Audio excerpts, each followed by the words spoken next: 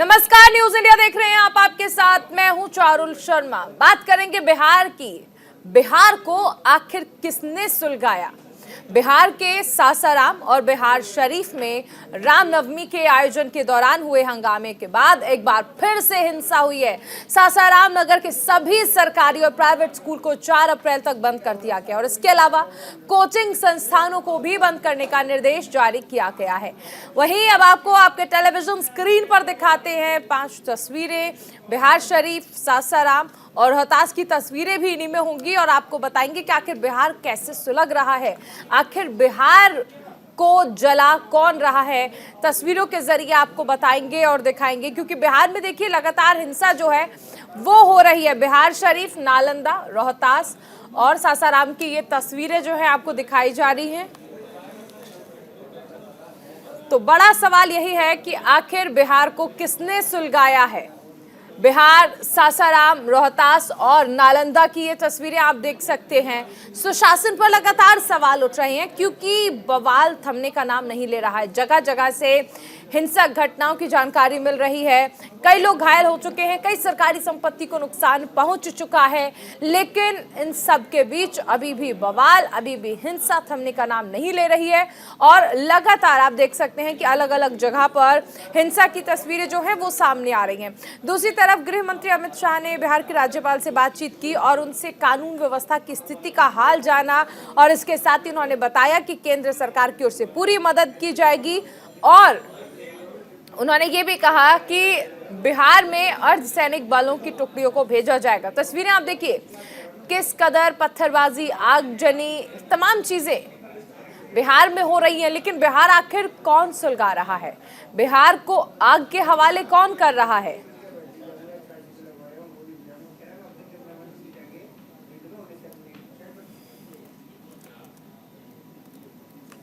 रामनवमी पर देखिए ये हिंसा जो है वो शुरू हुई थी और उसके बाद लगातार एक के बाद एक कई जिले ऐसे हो चुके हैं जहां पर हिंसा हो चुकी है।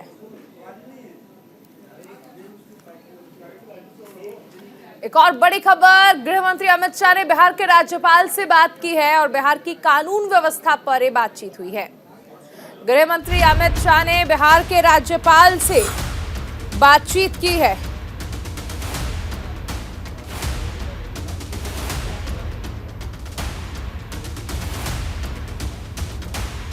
बड़ी खबर, गृह मंत्री अमित शाह ने फोर्स भेजने के आदेश दे दिए हैं। शाम तक अर्धसैनिक बल भेज देगी केंद्र सरकार।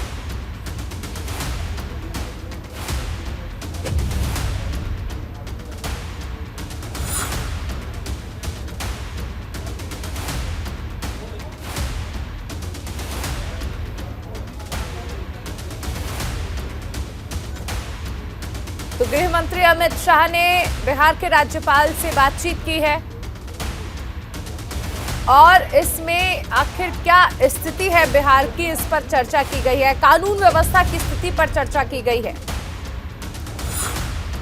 अमित शाह ने फोर्स भेजने का आदेश भी दे दिया है, क्योंकि देखिए लगातार बिहार में आप देख रहे हैं कि तस्वीरें जो आ रही हैं, पत्थरबाजी, आगजनी लगातार देखने को मिल रही है, हिंसा लगातार देखने को मिल रही है। लेकिन आखिर इस बवाल का, इस हिंसा का जिम्मेदार कौन है? ग्राफिक्स के जरिए आपको जानकारी देते हैं और बताते हैं कि बिहार आखिर कहां कहां सुलग रहा है, क्या क्या वजह है। बिहार के दरअसल 5 जिलों में हिंसा की जानकारी मिल रही है। नालंदा, सासाराम में फायरिंग हो रही है, बमबाजी की खबरें भी यहां से निकलकर सामने आ रही हैं।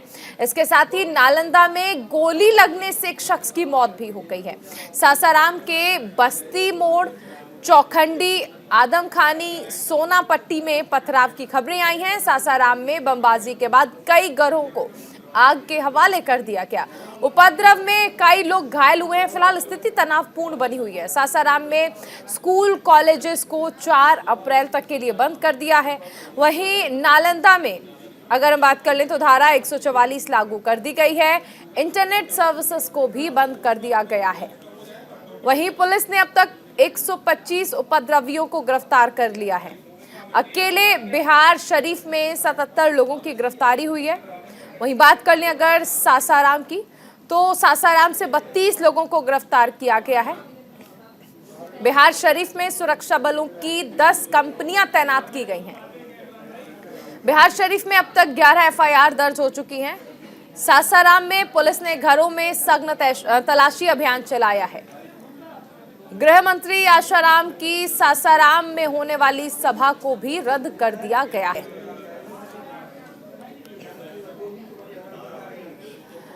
वहीं केंद्रीय मंत्री अनुराग ठाकुर और केंद्रीय मंत्री गिरिराज सिंह ने इस पर क्या कुछ कहा, सुनाते हैं आपको। मैं इतना ही कहूंगा कि कानून व्यवस्था जिस तरह से बिहार की चरमराई है, जंगल राज आया है। जैसे लालू राज था वैसे जंगल राज तब भी था, और अब तेजस्वी यादव और नीतीश कुमार के चलते जो जंगल राज आया है वो दुर्भाग्य है कि बिहार एक बार फिर खराब परिस्थिति की ओर जा रहा है। और रामनवमी के समय जिस तरह से पश्चिम बंगाल में हुआ, कुछ देश के कुछ अन्य राज्यों में हुआ, वो दुर्भाग्यपूर्ण है।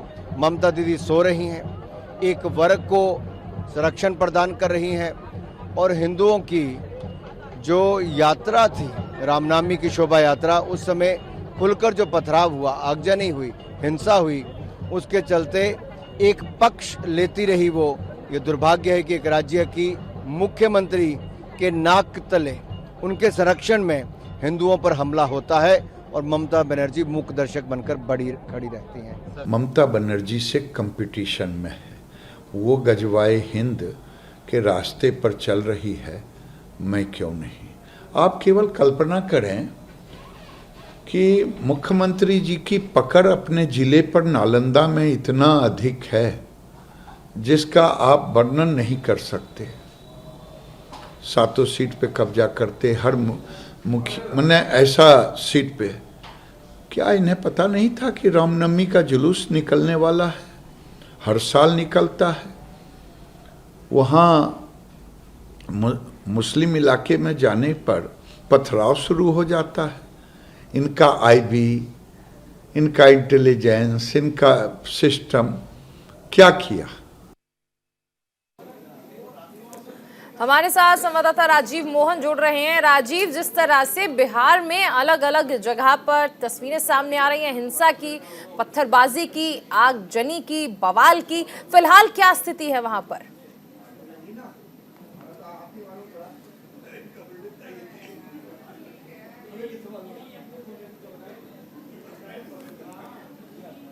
राजीव, सुन पा रहे हैं आप?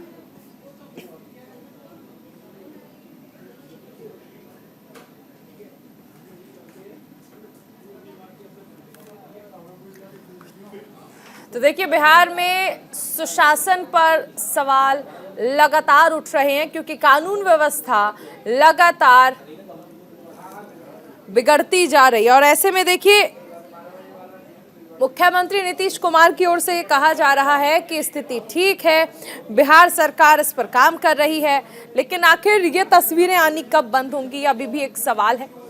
बिहार शरीफ, सासाराम, रोहतास, नालंदा, तस्वीरें देखिए और अंदाजा लगाइए कि आखिर किस कदर यहाँ पर स्थिति खराब हो चुकी है।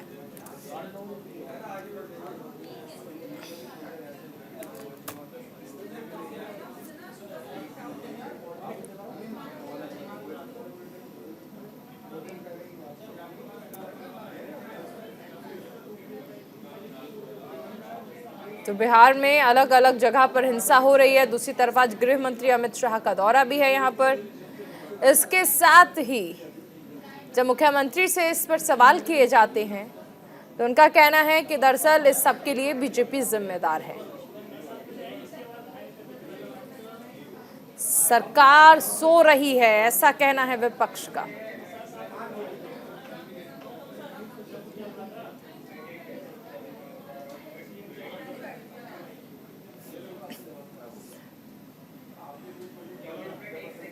तो देखिए, तस्वीरें आप देख सकते हैं, एफएसएल की टीम सासाराम पहुंची है और अब सासाराम में दरअसल कोहराम मचा हुआ है। देर रात आपने देखा था कि सासाराम में ब्लास्ट भी हुआ था। एक तरफ कोहराम मचा हुआ है तो दूसरी तरफ एफएसएल की जो टीम है वो भेजी गई है।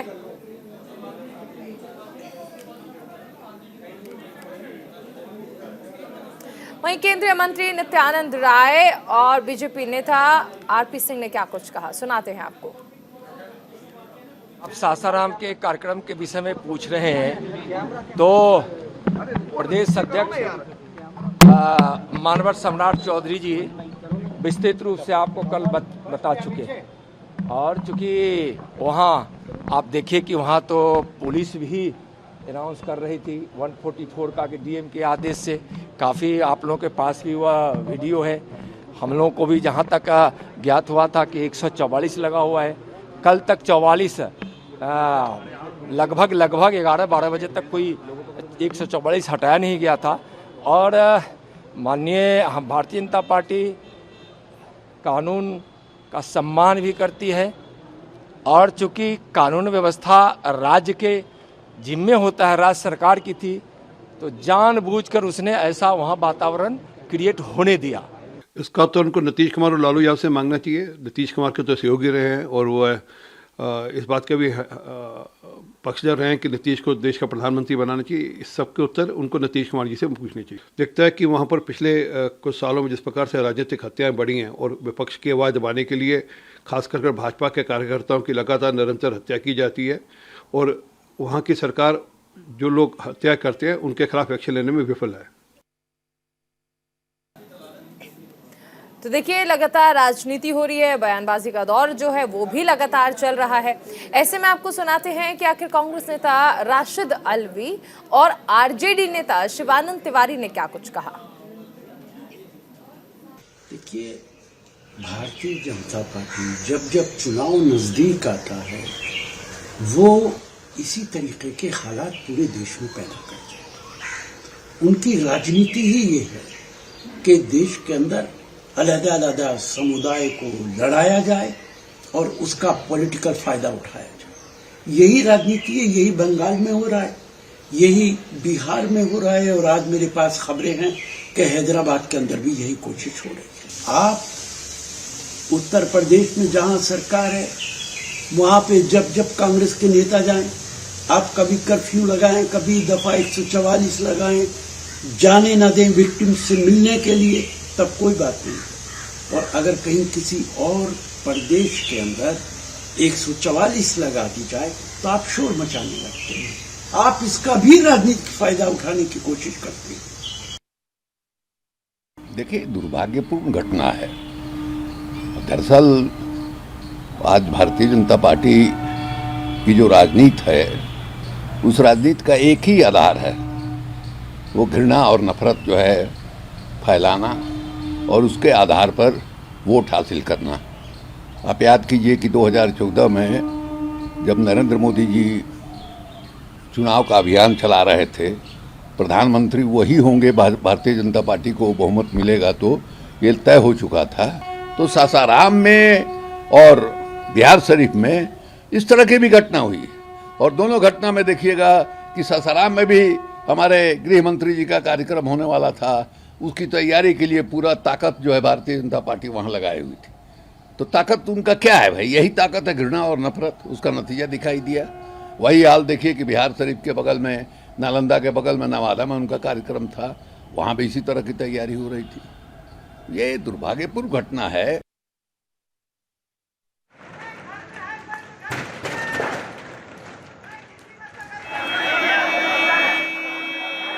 उठ रहा है कि आखिर बिहार को किसने सुलगाया। तस्वीरें आप देखिए, रामनवमी जुलूस से ये तस्वीरें जो है वो शुरू हुई थी जब ये हिंसा जो थी वो भड़की थी। दो गुटों में पत्थरबाजी होती है, उसके बाद हिंसा भड़क पड़ती है। फिलहाल आप ये तस्वीरें देखिए, बिहार को आखिर किसने सुलगाया है और आखिर क्यों ये तस्वीरें लगातार आ रही हैं। वैसे बिहार ही नहीं बल्कि आपने देखा था कि महाराष्ट्र से भी ऐसी तस्वीरें जो थी वो आई थी। इसके साथ ही पश्चिम बंगाल में भी हमने देखा कि किस कदर वहां पर हिंसा जो थी वो हुई, उसके बाद पत्थरबाजी हुई, आगजनी हुई। आज राजधानी दिल्ली तक भी आई थी, लेकिन इतनी विषम स्थिति नहीं थी जैसी बिहार में देखने को मिल रही है, जैसी बंगाल में देखने को मिली।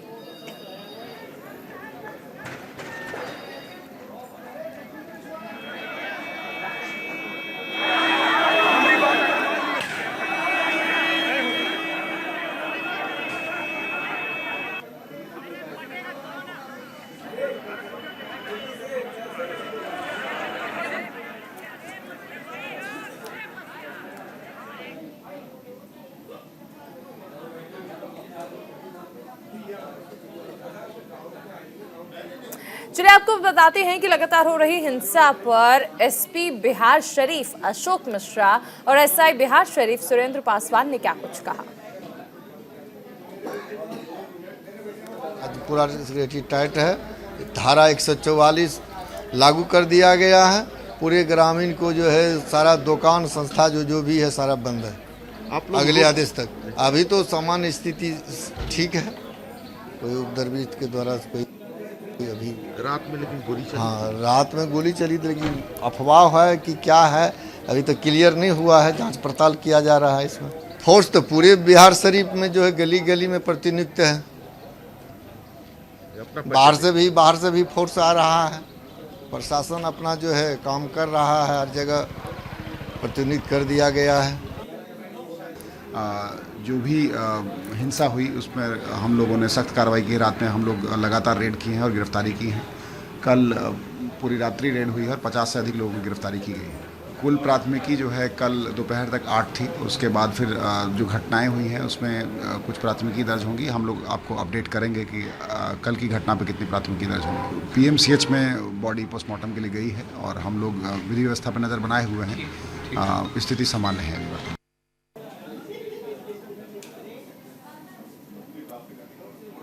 चार तस्वीरें आप देखिए, बिहार शरीफ, सासाराम, रोहतास और नालंदा की ये तस्वीरें हैं जहां पर हिंसा हो रही है और हिंसा की तस्वीरें आपको दिखाई जा रही हैं। और ये हिंसा ही एक वजह है जिस वजह से गृह मंत्री अमित शाह का सासाराम दौरा भी रद्द करना पड़ा था, क्योंकि ये बवाल थमने का नाम नहीं ले रहा है। बिहार शरीफ, सासाराम, रोहतास और नालंदा की ये तस्वीरें। बड़ा सवाल कि क्या सरकार सो रही है? क्या सरकार को ये तस्वीरें नजर नहीं आती है? गृह मंत्रालय की ओर से हस्तक्षेप किया जाता है। गृह मंत्री राज्यपाल से बात करते हैं और उसके बाद अर्धसैनिक बलों को बिहार भेजा जाता है। शाम तक अर्धसैनिक बल पहुंच जाएंगे बिहार में, क्योंकि फिलहाल स्थिति लगातार वहां पर बिगड़ती जा रही है। बिहार शरीफ, नालंदा, रोहतास और सासाराम पुलिस पूरी तरह से मुस्तैद है, लेकिन उसके बावजूद हंगामा बढ़ता जा रहा है, हिंसा बढ़ती जा रही है। एक बड़ी खबर आपको बता दें, कल सूरत के दौरे पर रहेंगे राहुल गांधी। मानहानि केस में दायर करेंगे अपील। 2 साल की सजा के खिलाफ सूरत कोर्ट जाएंगे राहुल गांधी। सांसदी जाने के 11 दिन बाद ये कानूनी कदम उठाएंगे। अदालत ने राहुल गांधी को 30 दिन का वक्त दिया था। मोदी सर ने मामले में राहुल गांधी को ये सजा मिली थी। हमारे साथ सहयोगी रवि सर्राफ जुड़ गए हैं। रवि, कल सूरत जा रहे हैं राहुल गांधी। बिल्कुल, देखिए कल राहुल गांधी सूरत जाएंगे। उससे पहले राहुल गांधी की जो लीगल टीम है वो सूरत पहुंच रही है और जो मामला पूरा हुआ है, सदस्यता जो राहुल गांधी की रद्द हुई है और 2019 के मामले में राहुल गांधी को जिस तरीके से दोषी करार दिया गया है, इन तमाम ग्राउंड पर जो है राहुल गांधी की लीगल टीम जो है अप्रोच करेगी। और एक बात कहा जाएगा कि राहुल गांधी ने 2019 में जो कहा था उन बातों का आधार ऐसा नहीं था कि जिसके तहत वो पूरे एक समुदाय विशेष को एड्रेस करना चाह रहे हो या फिर अपमान करना चाह रहे हो। राहुल गांधी की ऐसी कोई मंशा नहीं थी। इस पूरे मामले पर जो है लीगल टीम सूरत कोर्ट में अप्रोच करने वाली है और राहुल गांधी के साथ साथ पार्टी के जो तमाम बड़े नेता हैं वो आपको कल सूरत में नजर आएंगे। और अगर सूरत की कोर्ट से अगर उनको राहत नहीं मिलता है तो हाईकोर्ट के बाद सुप्रीम कोर्ट का भी रुख राहुल गांधी की लीगल टीम करने के लिए तैयार है। और दोनों ग्राउंड पर लड़ाई लड़ने की तैयारी है कांग्रेस पार्टी की। एक तरफ से लीगल ग्राउंड पे जो भी लड़ाई होना है वो तमाम जो बड़े वकील हैं वो लड़ने वाले हैं और दूसरी तरफ जो